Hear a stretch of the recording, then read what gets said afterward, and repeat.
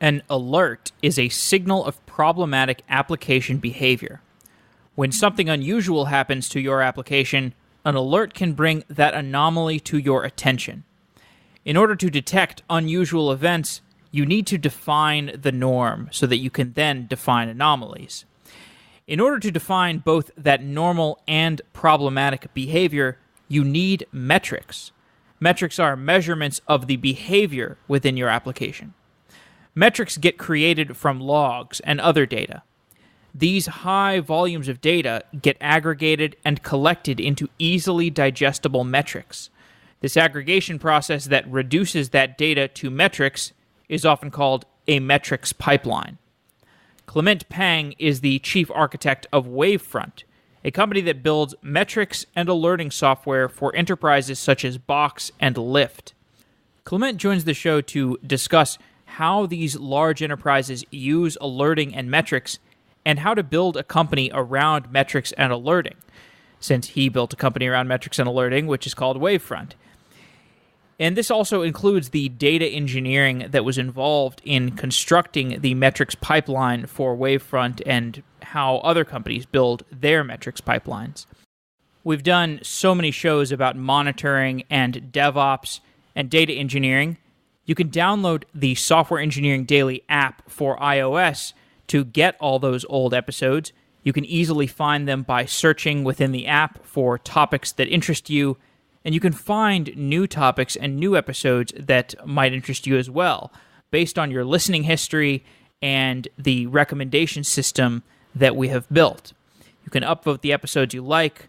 You can get recommendations based on which episodes you listen all the way through to, so we can get smarter about which episodes might appeal to you. And if you want to contribute to the Software Engineering Daily open source ecosystem, you can go to github.com/softwareengineeringdaily. The iOS app is just the first project to come out of the Software Engineering Daily open source project.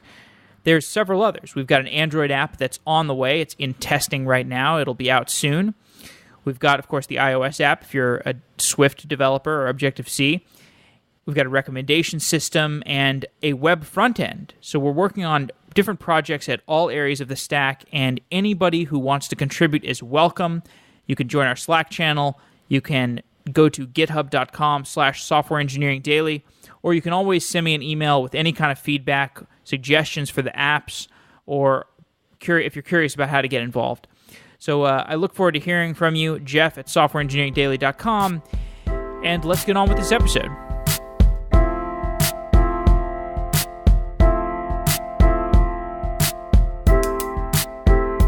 Spring Framework gives developers an environment for building cloud-native projects.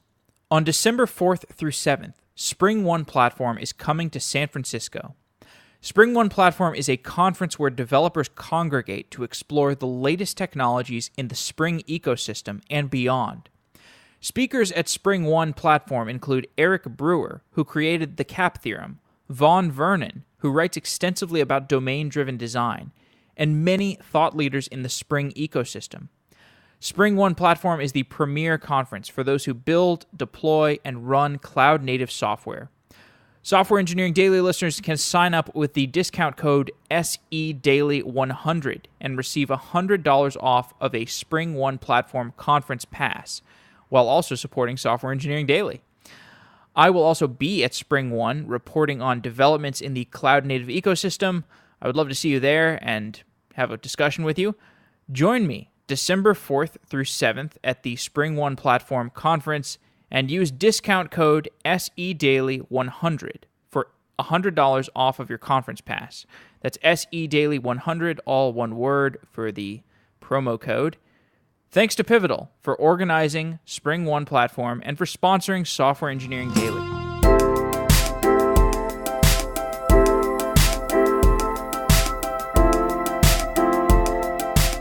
Clement Pang is the chief architect and co-founder of Wavefront. Clement, welcome to Software Engineering Daily. Thank you. Thanks, Jeff.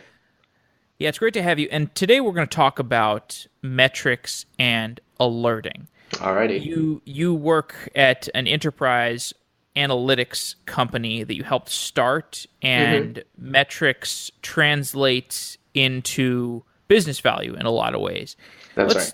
Let's start by talking about one of the ways that metrics translates into business value, which is alerting. How do large companies think about the process of alerting?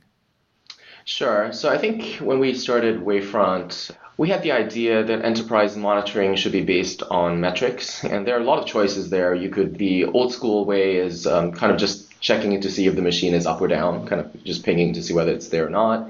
You could be looking at logs, syslog, or just seeing what outputs various systems are emitting. And then there's metrics, which is just time-stamped measurements of whatever is going on in your system. It could be infrastructure, it could be CPU, it could be RAM, how much disk space you have left, how much traffic is going in and out of your network. But by and large, the most interesting metrics are business metrics, like how many transactions are being processed, how much dollar is going through the system, how long is it taking for orders to be fulfilled, and whatnot. So those are kind of the KPIs that I think modern digital enterprises, as we call them, are very interested in. And we find that especially our customers today, they are many times, SaaS companies or online businesses where uptime and customer experience are very important to them. And so they're using Wavefront as a platform to monitor those metrics and basically through alerting, making sure that everything is all hunky-dory when they are running their services or their platforms, right? What are some of the common alerting mistakes that people can make, whether they're at a big company or a small company? Sure. So when we set out, we looked at a lot of the existing alerting, and a lot of it is threshold based. So you could be just saying, is CPU over 80%? And then you realize, when you did a code push, it became over 80%, but you thought, well, it was good because we're doing a code push and it gets hot for a little bit. And then so you tweak the alert and it becomes 85%. And then you forgot, like, well, but there are some cases where 80% is an issue, right? So these kind of very strict or rigid kind of alerting is not what businesses should really be alerting on. And that's why, Wavefront as a metrics platform is not just, what a traditional time series database would be. We have our own language, which allows you to basically craft mathematical expressions on the data and transform it using either even synthetic data plus, the existing time series data to do sensible alerting. So basically, for example, you could say, if I deployed code and the moving average or moving median of the CPU changes significantly compared to a day ago, a week ago, then alert me. Or you could say, oftentimes you're not running just one single machine. If you have, oftentimes in a code deploy, most of the servers get hot anyways. Or you could say in a member in a class of machines or a class of services, you see a particular node being especially hot, and that variance tells you there's something interesting there. So alerting, I think the common mistake, as I'm trying to allude to, is you're trying to capture not a threshold or just a first order behavior. You're trying to capture what's really behind it, so that when you alert about it, you're actually alerting on a behavior that you want to be informed about. Mm-hmm. Tell me if this is a accurate description of metrics. Mm-hmm. So this idea that you have a large influx of data and a metric represents a function that stands in the way of that data, or you can fork that data to the function, and the function is giving off a higher level abstraction of that data stream, and it's giving you this numerical representation of how that data stream is changing over time. Would you say that functional abstraction on top of incoming data that results in a number, and you see that number changing over time, would you say that's an accurate description of what a metric is? That's right. That's very correct. Because metric oftentimes are not the actual raw data, because you're basically measuring the system. So the system itself could be changing every millisecond, right?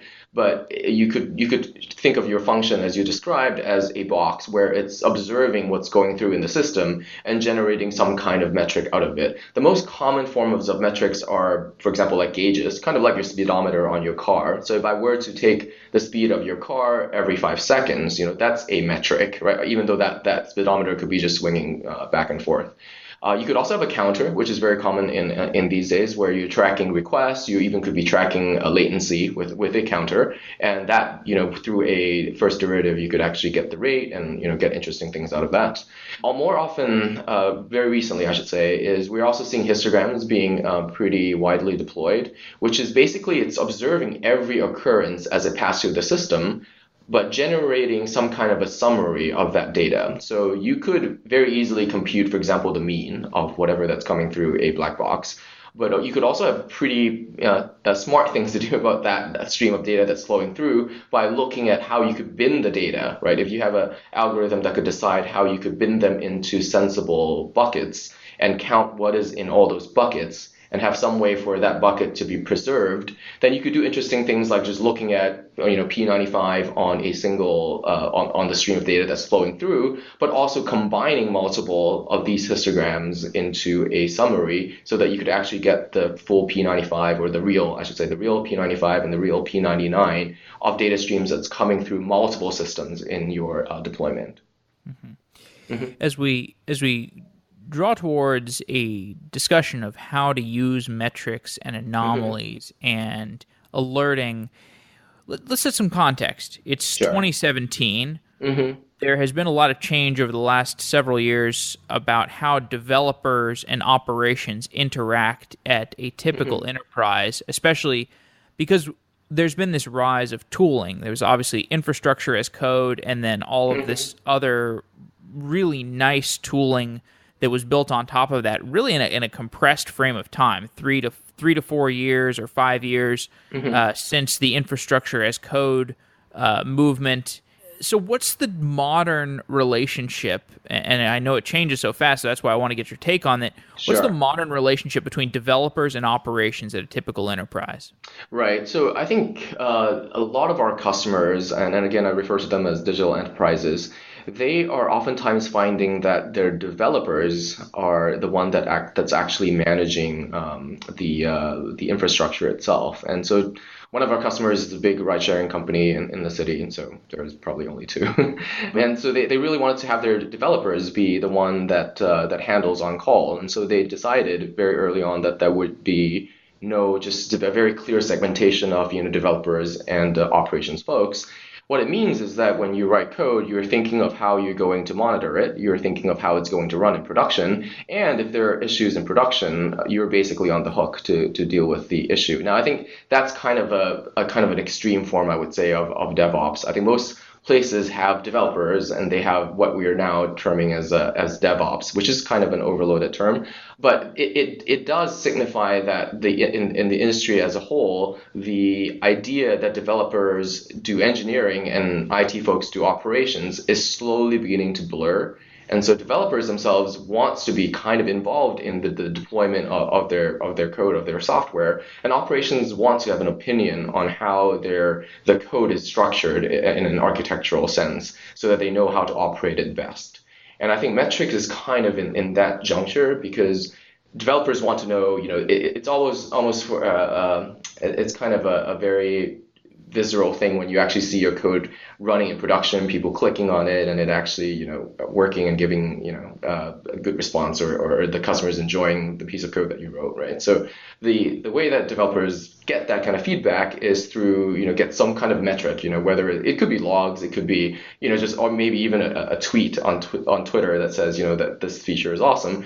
But by and large, a lot of our customers, a lot of developers that are customers think, as long as they can instrument their code, emit some sort of useful metric, they could bring that metric into a system such as Wavefront or any open source kind of database or time series database so that they could actually see kind of what's really going on to their code in production. And oftentimes they make improvements as well, as you actually see how the code behaves as you put counters, gauges, histograms to measure, different parts of the ecosystem, where delays are coming in, what are being called very frequently. It actually guides you as you do optimizations and as you do tweaks to the system. Yeah. Mm-hmm. What's an anomaly?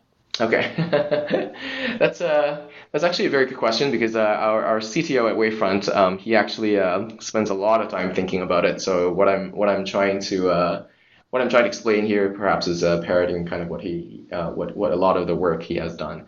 Obviously, an anomaly is something that stands out from the crowd. Oftentimes, the picture that Dev, our CTO, uses is if you look at a picture and you see, maybe a bunch of owls standing together, the bird owls, and one of them is just strangely taller than all of them. Like that is an anomaly, right? The human eye is very trained to see patterns, and so you could stare into an office and you could see someone, wearing a different colored shirt, or it's I don't know, like it's just a you could look into nature and you could see something that stands out, and I think that's kind of the definition for an anomaly. So the computers themselves actually think of anomalies very differently because computers are not very visual. So when you actually give a chart, at least for the current iteration of Wavefront, it is not looking at the image of the graph and saying, well, there's a dip, or there's a dip among a group of machines, and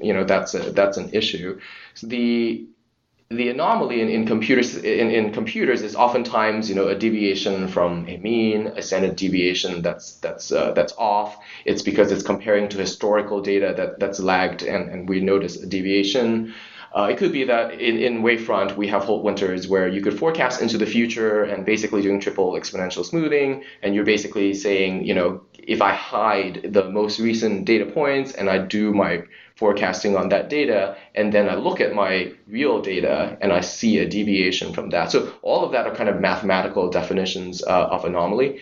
So there is a sense of you need to be able to map an anomaly in your business, which could be something just for example, for a ride-sharing company, some kind of a case where in a particular zip code people are not getting rides, when they used to get rides. That's an anomaly. But how can you actually capture that anomaly? First of all, you've got to be measuring it, hopefully, with a metric. And then hopefully through mathematical transformation comes out with a way such that computers, which understand numbers, can detect that that's an anomaly, that the anomaly itself is really capturing what you want and not just a bunch of noise. And then that becomes a useful alert for you to be alerting on.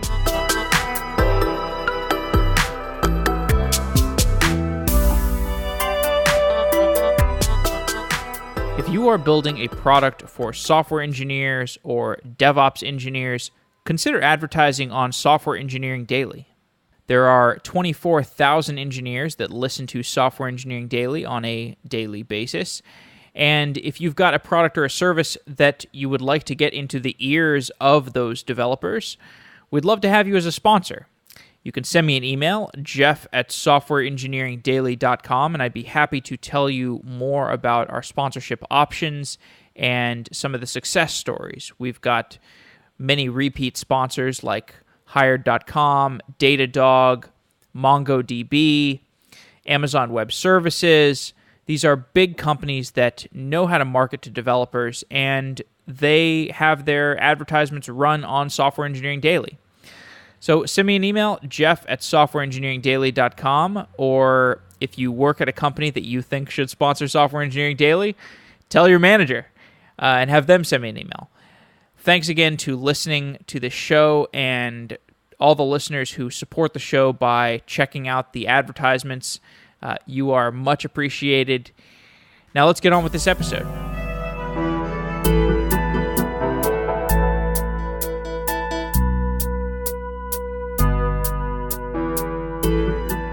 It's important to talk about anomalies because we work in a world where computing is, in some perspective, non-deterministic. You're building on top of infrastructure where you are making the acknowledgement that this infrastructure is unreliable. That's the whole insight of the Google infrastructure, was that we're going to use cheap commodity nodes, and we're going to expect that these nodes are going to fail at any time. And this was popularized, and we build all these abstractions on top of this inherently unreliable Byzantine infrastructure. But no matter how many abstractions we build, it's still a complex and to some degree non-predictable, non-deterministic environment. and or we treat it as non-deterministic. There's That's right. determinism to it, but we treat it as non-deterministic because there's so much of variability. Hmm. And so there's different levels of the stack where we can talk about anomalies. You Hmm. articulated a higher level one where you're not getting rides in a certain zip code. That Right. could occur for any number of reasons. It could occur because there's a bug in the software, or it could occur because your CPU is spiking because a machine has a noisy neighbor that's unrelated to your business, or there could have been a network partition, or some problem could have Yeah. happened. Yeah. So where should we be? And when we talk about anomalies, I think Hmm. we're talking about them in the sense that you have metrics that are being spat off on your business. So like you've got these logs coming in and you build metrics on top of them, and then you want That's to right. define anomalies and you want to define a norm for Hmm. your system of metrics in Right. order to be able to alert on those anomalies. Right. Where in the stack should we define anomalies? Well, I think it is almost everywhere that you could be defining anomalies, and as you said, finding norms in the infrastructure itself. So it's very true that obviously my background, I used to work at Google, and Google, as you said, popularized the idea that machines themselves using commodity hardware means they could fail, the network could fail, and you basically design systems that are fault tolerant, that are resistant to these kind of failures. And we are seeing that kind of applied in some sense in AWS, where people are going to the cloud, or any public cloud, I should say, where they could shut off your machine at any time, and there's not a lot of insight as to how the network itself is performing. And by and large, we're also starting to use a lot of SaaS services. So I think it used to be that it's between buy versus build, or buy versus build versus open source. It's basically now buy versus build versus open source versus SaaS, right? So you could basically use a service like Wavefront, like SendGrid to send your mails, like Algolia to do your searches. All of these are kind of questions where it adds complexity to your system because you're dealing with a third party, which you access through an SDK over the public internet, right? So that it certainly increases the complexity there. And so when you think about anomalies, we often said, we're gathering everything that moves, so everything that down all the way down to CPU metrics, or even on AWS, for example, for Wavefront, you can pull metrics from AWS that they provide that tells you about how hot, from their perspective, your machine is, not just from within the machine when you're just polling the operating system. And they obviously have measurements on their storage tier, on their network tier, and so you could actually get information about that. And once you have all that kind of information gathered and processed in a single system like Wavefront, then you could actually then start to do correlations across the stack, right? The examples I use, again, is the high level example. You have an issue with rides dropping in a particular zip code. Can you actually trace it all the way down to, let's say, a cluster of servers that's actually experiencing an issue, and then perhaps to a particular backend infrastructure that's having the problem, again, through exploring metrics, and going from there to looking at the service itself, and then discovering, is there a particular release? Does that release cause a particular issue that in a component that perhaps hopefully is also measured and we're monitoring? Or if it's an issue with the infrastructure itself, for example, a noisy neighbor, as you said, you can measure CPU steal at the VM level to see if there is a neighbor that's there, or looking at AWS metrics to see is the disk pegged itself, and seeing if that might be the conclusion to that problem. So a lot of it is detecting the anomaly at the very high level, because those are business metrics. You don't really care if disks are pegged but nobody's being impacted. I think that's also kind of a reason why we come from the top level KPI, because the underlying infrastructure is just so fluid and so oftentimes noisy that you just don't want to be alerted every time when there is an issue downstream. So when there is an issue on the top stream, and that's where you're having your alerts, that's when you want to wake up people, because that's a very costly kind of context switch, right? You page 5 people, they're asleep, and they wake up and they're a little grungy, and they look at the metric, and if it's just not impacting anyone, we don't think it's not a monetary issue, it's not a customer experience issue, then why bother, right? So come from the top level KPI, then you actually drill down, assuming that you have the metrics in your infrastructure or at your backend application level, then you can start to look at, can we find a root cause? And if we can find that root cause, can we infer or deduce how to fix it? And then most importantly is after you actually try to address the issue, is there an improvement in the root cause metric that you're seeing? And hopefully, if it does, you see an upstream effect that your customers or the top level KPIs are improving, right? I've had some conversations with James Turnbull, who writes about monitoring, and one of the things that he defines is proactive monitoring versus reactive monitoring. Proactive monitoring being you're looking at your dashboard and you're defining things in advance. Sure. I think in the context of this conversation, you would be defining anomalies in advance. You'd be saying, okay, if I want to define high level metrics to alert on anomalies for my ride sharing company, maybe I'm looking at my dashboard and I'm saying, okay, things are fine right now, but if things got to this level, I would want to be alerted. Right. And then the reactive model would be, okay, we've got this dashboard. Let's move on to the next piece of software we need to build. And then when there is a disaster, you do a post-mortem and you say, okay, now let's set an alert that whenever we have this disaster event, we're going to be alerted in the future. Yeah. Do you have a perspective for proactive? Because I think it's easy to insult people who have a reactive monitoring strategy. But if you're a ride-sharing company, you've got so much on your plate. If you're doing proactive monitoring, that's taking time away from perhaps something else, some other Band-Aid that you would be putting on. So how do you think about proactive versus reactive monitoring? That's very true. I think the journey from metrics to alerting, kind of in the middle, involves dashboarding and charting and analytics and all of that. And I think customers who use Wavefront today, not only do they ingest, at very high velocity metrics into our cloud, they are using us a lot of times for dashboarding. Go to a lot of customers' site, because Wavefront is kind of that single pane of glass, they put that on, monitors across their NOCs, and their developers or engineers and operations folks are basically using Wavefront almost, we kind of said it's almost like Google, because instead of just asking questions for, maybe just against the public internet, you're asking questions against your infrastructure, against your code, against your user behavior to see what's really going on, right? So that's kind of the discovery phase. I think that's not, you could do that in peace times, right? Or you could wonder how can we do some forecasting and see, are we going to run out of capacity? If I want to look at, my garbage collection in Java processes, what is it really doing, and what are kind of,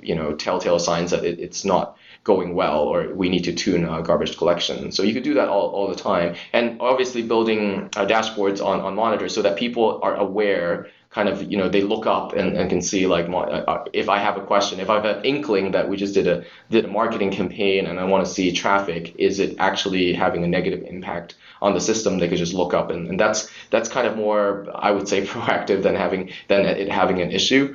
And the ability for a lot of our customers to basically define for any service kind of a baseline number of dashboards and alerts is quite useful, which means, developers, when they deploy a new service, operations folks or DevOps folks basically say, okay, what kind of service is this? And if it actually responds to requests, or if it is kind of a batch service, or if it's, just deploying infrastructure, don't really know what we're doing with it yet.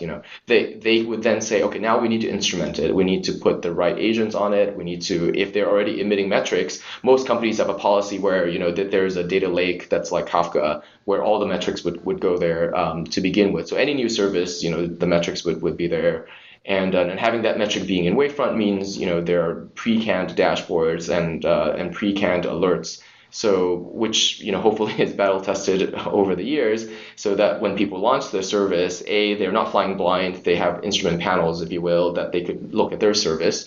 And if there are particular KPIs they want to add, obviously they could customize their dashboard, they could clone it, and they could, make it interesting for their own service. And also to have a baseline set of alerts to basically alert them if there's anomalies in their system. Yeah. You hinted at part of the metrics pipeline when you referred to Kafka and people piping their log data into Kafka for consumption by various subscribers. That's right. I would like to hear your perspective on what a modern metrics pipeline consists of, because at a large enterprise, you've got a variety of different engineering teams. You've got those engineering teams are piping their log data maybe into different places. Maybe if you're lucky, Mhm. there's some centralized, Sure, standardized sure. thing that you're piping the log data into, and then if you want to get it into a metrics system like a Wavefront, you might have to do something like you copy the data, or maybe you just read it once and you abstract it into metrics and you store the metrics. So tell me about the log data and metrics pipeline at a typical high volume enterprise. Sure, sure. So one thing that you mentioned quite often is put the piping logs into Kafka. Obviously, some of our customers do that, but I think the vast majority of them understands that you could actually treat metrics as a first-class citizen when it comes to monitoring. So you do not actually have to always rely on developers basically doing printfs in their code to emit metrics. So that's a kind of what we term as the most advanced embracing or adoption of metrics, is where developers themselves, they realize that there is an infrastructure that's provided in the enterprise itself that allows them to instrument their code directly using things, using on the Java side, for example, Yaml metrics or Job Wizard metrics, where you're basically defining counters, gauges, and histograms directly in your code. And through either auto discovery or auto configuration, that those counters, gauges, and histograms are directly sucked into some kind of a system, such as a data lake, such as Kafka, and then that metric itself is treated as a single unit, if you will, and flows down that data lake into different subscribers, including Wavefront. Now, why is that important, or why is it different from logs? From my perspective, when I was actually at Google, and I was at Google, straight out of college. And so Google has this massive and super intelligent cluster management system called Borg. And it was basically what you said, was the using commodity hardware. There's no concept of even placement. You're just basically asking the system to run this job for you, and it just runs it regardless of where it is, and will restart it, as long as there's machines that it could run it on, right? And the interesting part was that Google very early on embraced metrics. And so everything was just these measurements, these sampling of what's going on in their infrastructure and their code. And they have their own kind of centralized time series database, which was called Borgmon at that time. And what they did, interestingly to logs, is because logs is such a verbose medium, which allows anyone to emit virtually anything, which may not be metrics. It could, be and exceptions. For example, a Java exception is not a metric. It's a very, high fidelity information about a single event, right? And so in that sense, they decided, like, we're just going to drop all the logs. Probably also because, of PII compliance and all that kind of issues, which modern enterprises have to deal with. And so if they are using logs, they are basically allowing anyone, or even a third-party library, to suddenly write something onto their log stream, which could be something that they do not want to be logged, because it's either not a metric, it's not interesting, or it could be super verbose, and you have to then start to tweak loggers to make sure, like, they're just logging stuff that you want, right? So a lot of our as I said earlier, the companies that really adopted metrics, what they've done is, imagine you have printf, which is printing your log statements. You have basically a different system, whether you're in Go, whether you're in Ruby, whether you're in Java, which are specifically geared for metrics, and having developers embrace those libraries, and then having a system to take that metric out, ship it to a data lake, and then have some kind of system that is consuming it on the tail end. Now, it obviously not every place or shop can afford perhaps to retrofit existing systems, or they're using public libraries or third-party software, or just you're using Nginx, for example, which has metrics, but it also has a whole bunch of logs that are coming out from where you tell it to log to. There are multiple systems out there that we support, and also open source systems like Telegraph, an agent system that could take textual log information and convert that to metric, which is, I think, what you were alluding to before. But I think if you're looking ahead, looking to the future of digital enterprises, I think having traditional log systems like Splunk or cloud-based solution like Sumo Logic, and also there's a whole host of SaaS solution these days for logging. They have their place, we believe, but metrics is fast becoming a new currency in monitoring, and enterprises are finding that they need to have a system, a centralized system and a managed system where all metrics from various tiers of their infrastructure come into a single place.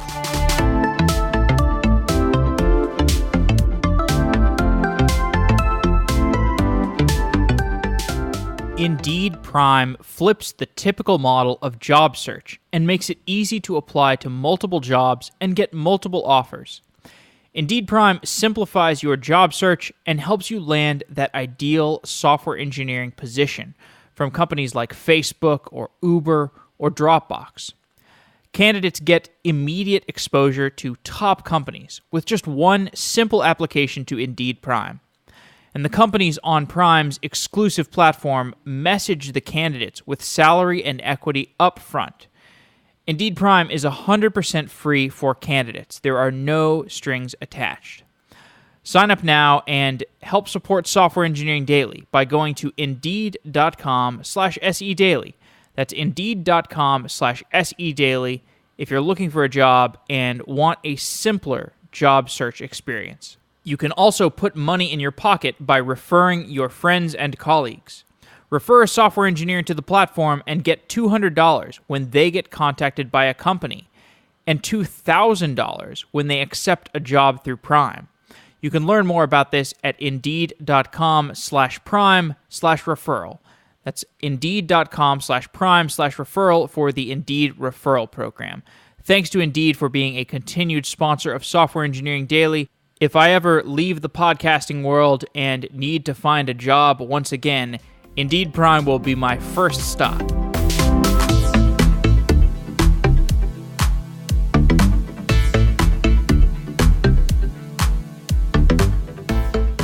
You're saying, if I understood you correctly, that you might want to, on the same node where your service is running, you've got logs spinning off, and regardless of where those logs are getting piped, you have metrics generation running over those logs on the same node, and those metrics are going somewhere. Is that right? That's right. So I think there is a conversion from logs to metric, but there's also this concept where the application itself is actually emitting metrics. So I guess what I'm saying is maybe from your perspective, that could also look like textual information, right? That could be, but meaning it could be just spitting up metrics into a text file, and then we harvest that text file, and that looks that would be one way to harvest metrics. But another way to do that would be to go over the network as a protocol, right? A binary protocol that every service would connect to, that are sending metrics in a very efficient manner and piping that to a single system. So it doesn't even touch the file system, if you will. Yeah. Okay. That makes sense. Okay, so that's interesting, because that gets us towards a conversation of the system level metrics. Because if I'm talking about just logging, getting all my log data and generating metrics about the service that I'm running, and that's interesting. But what I really want is, in some situations, is system level logs, where if I have, let's say I have a service and I've got 10 instances of that service, I want to know the aggregate metrics for maybe across all the instances of that service. And you're saying that there might be, maybe you want to just send all those metrics instantly over the wire without writing to the file system. That's right. To some centralized, maybe metrics node, a metrics node that aggregates metrics for all the instances of a given service. Am I describing things correctly? That's correct. So I think that's one model that was popularized by, I think it's Etsy, that the StatsD model, where you can imagine agents running on all your machines, and they're measuring CPU, and they're basically sending it directly to over the network to an aggregation node, and then having that perform whatever predefined aggregations that you want to do. I think for a majority of places, the reason why they do that is because you do not have a system or a time series database that allows you to scale so that you could actually do real-time aggregation of that data. So one of the interesting things of what you can do with Wavefront specifically is you could be gathering all that metrics, not touching the file system, sending those metrics across the wire to the metrics relay or the metrics proxy, as we call it, and then have it sent to our cloud. And that materialization occurs on average about 2 seconds. So when you sample something, you get that data in the cloud, you can see it in a chart within 2 seconds. And you could also then do interesting aggregations on top of the data. So if you have, 5 machines all the way, if you have 50,000 machines, you want to say like sum all the request rate for me, and instead of having to either throw log somehow and do that across 50,000 machines, or you could do that on a metrics platform and just say basically pull that particular metric for that 50,000 machines and then do the mathematical collapsing of that and have that appear instantly on your screen. So that's kind of the power of just measuring interesting things, having that be sent off on a data lake or through the network and to the cloud very quickly, and then having a real-time engine that can process time series data and having that present interesting information to the end user, whether it's engineers or operations. We've talked about how to build metric systems and how companies want to use metrics.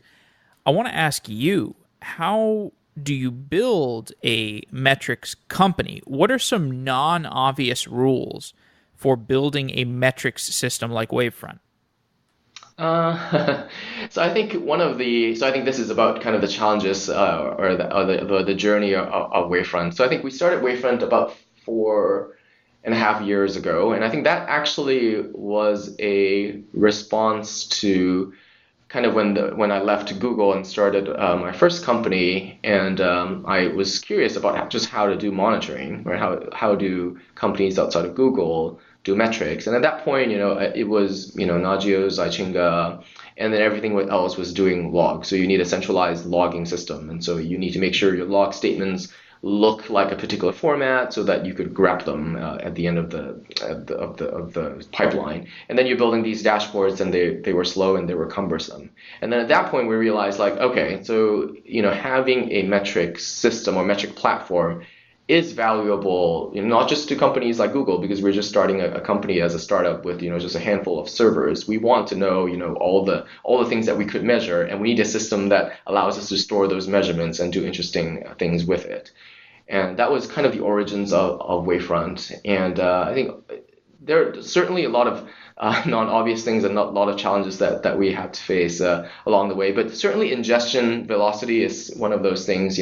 Our system internally, we benchmark it to have a single cluster taking 4 million points per second. And if you just think about it for a second, like we have to be able to, if you're writing to disk or you're writing to a database for that matter, if you're writing 4 million rows per second, that's a non-trivial amount of work that you have to do. And for us, we have to figure out how to do that, because metrics is, you're measuring so many things and you want to have all those measurements available when you need them. Usually, when doing a kind of root cause analysis or when there's actually something wrong going on, you want to be able to look at those metrics. And so you want to be gathering them. You want to, have a system that scales, that can take all of that data.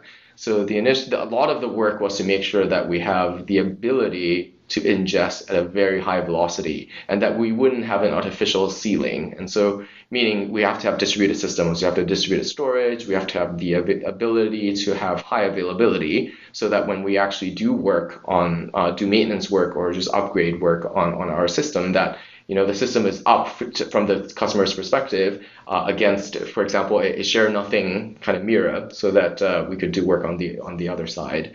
And so we paid a lot of attention to making sure that we could take that fire hose, that you will. I think one of the interesting things that we learned is we very early on decided that the relay or the proxy will buffer locally to disk. And so when we built the service, unlike a traditional service where, if maybe just to use an example, maybe if Amazon goes down for like an hour, people will complain, people will not be able to place orders. But if it comes back an hour later, not everyone who was going to attempt to buy something within that hour when it was down will, suddenly all log into Amazon at once and try to place that order that they were going to place within that 1 hour window, right? There's likely going to be a surge in traffic, but not exactly where an entire hour's worth of orders is compressed into that 1 minute. What we do see with Wavefront is exactly that behavior, because we always kind of say there's a dam, there's a reservoir of metrics that's now on, that's queued up either on the customer's end if we have an issue, if they have a networking issue, if they have a deployment issue, we are also, conjecturing in our head that there's a dam of metrics that's being queued up on their side.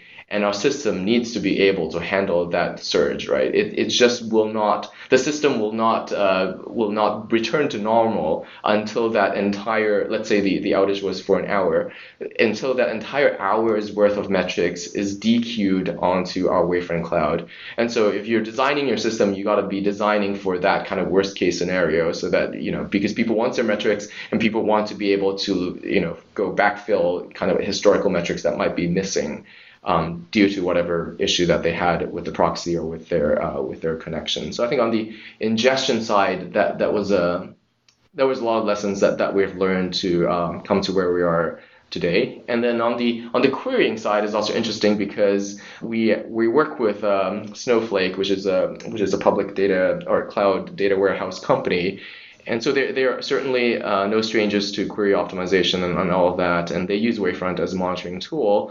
And at some point, we told them, like, our platform is now becoming a query engine, because people are posing ever more complex queries against us. So we now, as Wavefront, also have a query optimization problem, not exactly because we have SQL queries, but we have our time series queries that are coming to our engine, and we're parsing them. And you could do very simple, naive ideas about how you could execute the query. But more and more often, we're doing multipass kind of query optimization. We're having, dynamic programming planners to actually look at, how best to execute that query. And I think that part itself is oftentimes lost on people who think, I just need a time series database, kind of almost like I just need a MySQL instance where, I can only issue very simple SQL statements against it.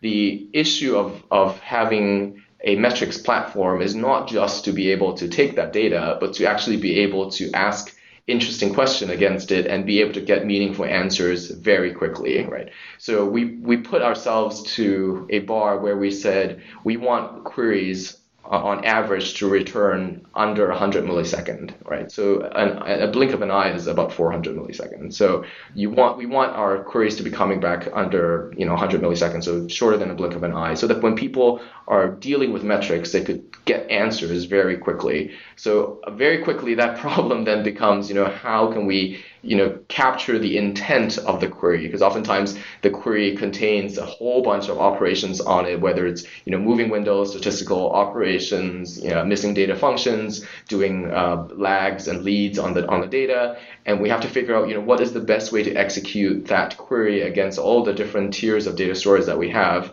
and combining that data and then streaming it and having it all appear on the user's browsers as quickly as 100 milliseconds. And so that in and of itself, it is a pretty significant challenge. And it's oftentimes, as I said before, not something that people realize that they have to look at or they have to consider when they're picking a metric solution.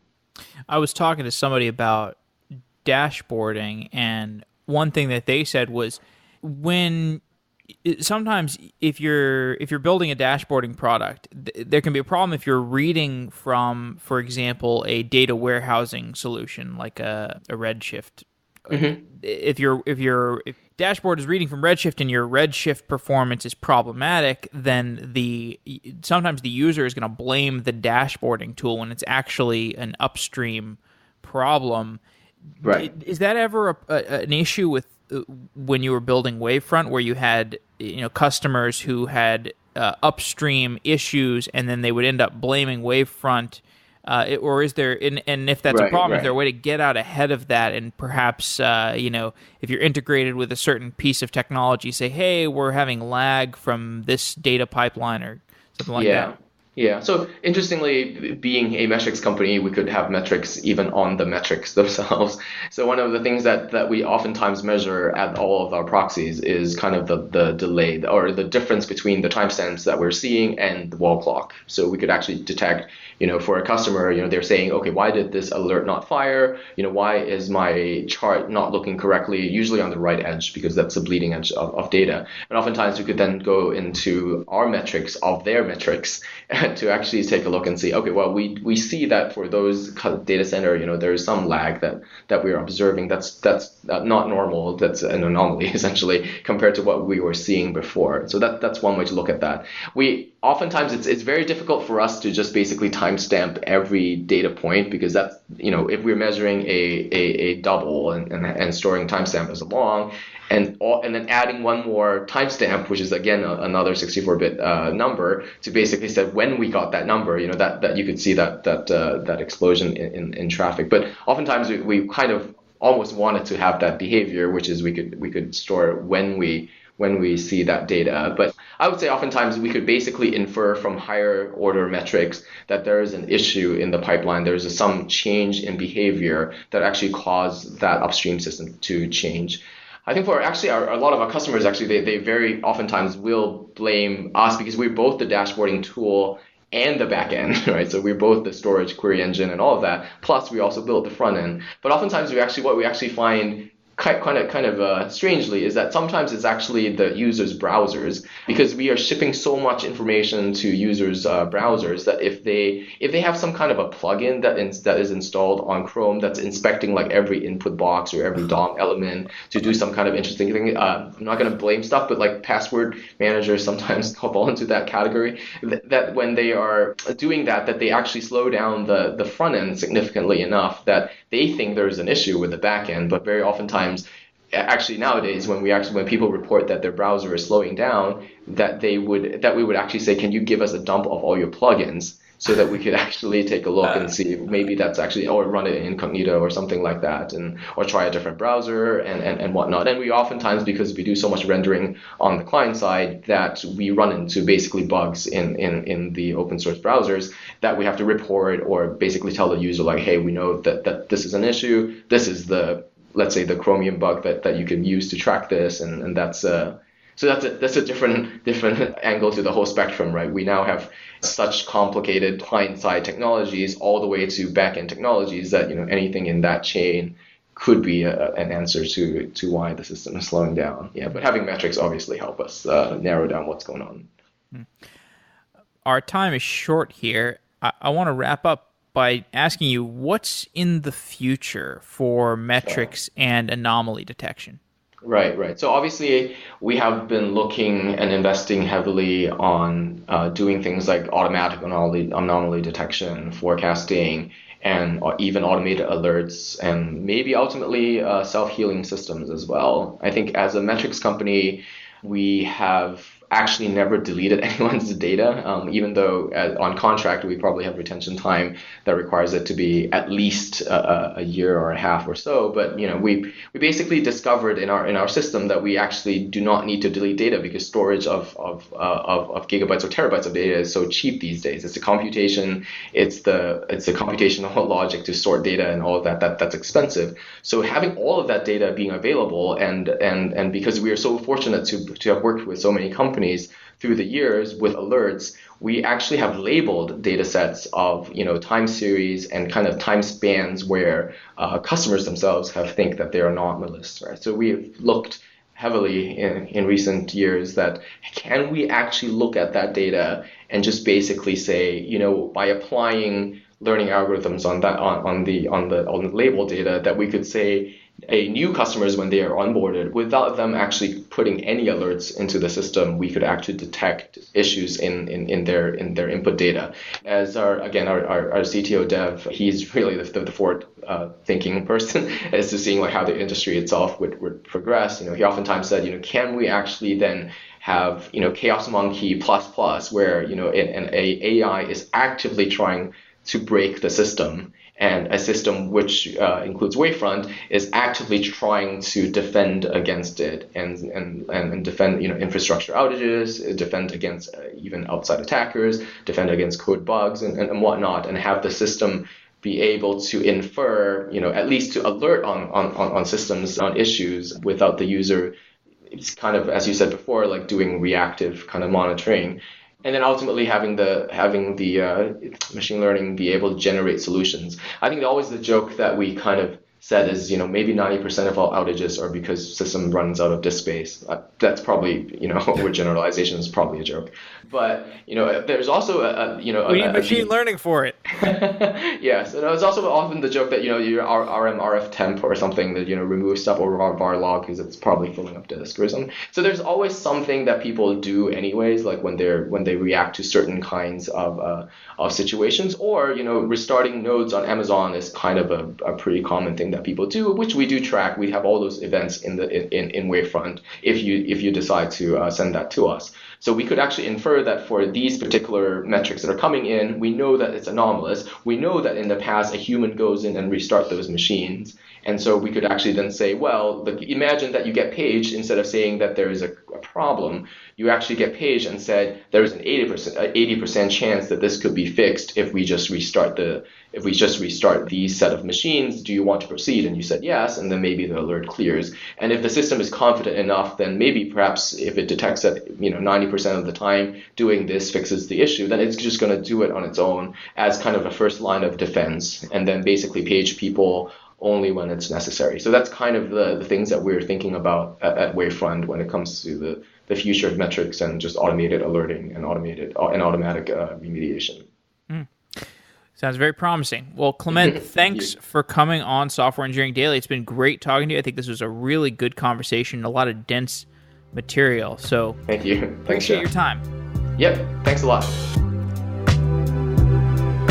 Thanks to Symphono for sponsoring Software Engineering Daily. Symphono is a custom engineering shop where senior engineers tackle big tech challenges while learning from each other. Check it out at symphono.com/sedaily. That's symphono.com/sedaily. Thanks to Symphono for being a sponsor of Software Engineering Daily for almost a year now. Your continued support allows us to deliver content to the listeners on a regular basis. Wow!